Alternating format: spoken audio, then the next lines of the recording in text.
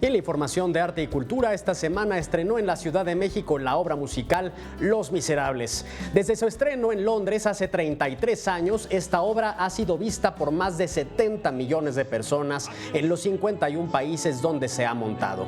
En México tuvo su primer estreno en el año 2002 y 15 años después regresa a la cartelera, pero con una producción completamente renovada y adecuada a la tecnología actual. Está basada en la novela homónima que Víctor Hugo escribió durante su exilio de Francia por las críticas contra el gobierno de Napoleón III.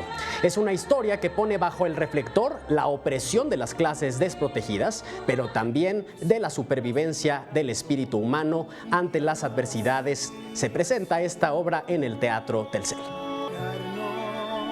Un día más pasar la vida.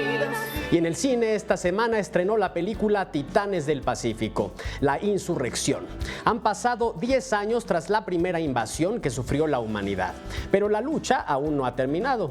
El planeta vuelve a ser asediado por los Kaiju, una raza de alienígenas colosales que emergen desde un portal interdimensional con el objetivo de destruir a la raza humana. Ante esta nueva amenaza, los Jaegers o robots gigantes de guerra pilotados por dos personas para sobrellevar la inmensa carga neuronal que conlleva manipularlos. Ya no están a la altura de lo que se les viene encima.